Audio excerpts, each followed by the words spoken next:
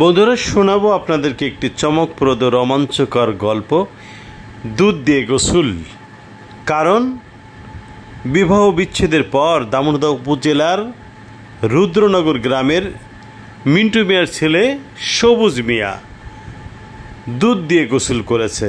তাও 1-1.5 কেজি নাই, 2 মণ দুধ দিয়ে গোসল করেছে, করে পাপমুক্ত হয়েছে।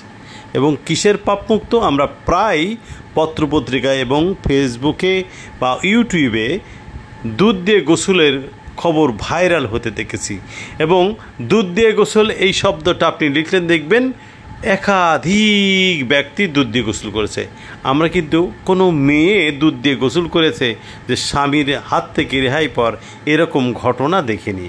কিন্তু মিন্টু মিয়ার ছেলে সবুজ মিয়া তিনি দুধ দিয়ে গোসল করে 2 মণ দুধ দিয়ে গোসল করে এলাকায় কিন্তু সাড়া ফেলেছে এবং সব যোগাযোগ মাধ্যমে তার ভিডিওটা ভাইরাল হয়েছে।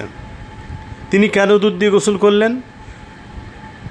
2018 সালে বিবাহ হয় চুয়াডাঙ্গার কোনো এক সুন্দরী কন্যার সাথে এবং তার বিবাহের পূর্বে 8 বছর প্রেমের সম্পর্ক ছিল।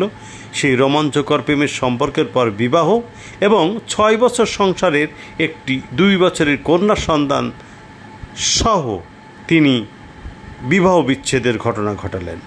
এবং অশান্তির কারণেই নাকি এই বিবাহ বিচ্ছেদ ঘটনা ঘটেছে।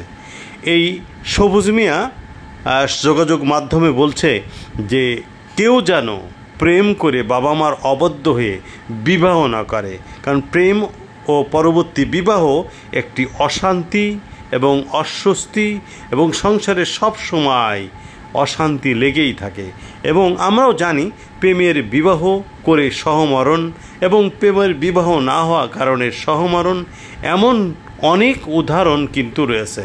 প্রেম করেছে শ্রীফুরাদ, কিন্তু বর্তমান বাংলা এবং এই বর্তমান পৃথিবীতে এই বিবাহ টেকে নাই।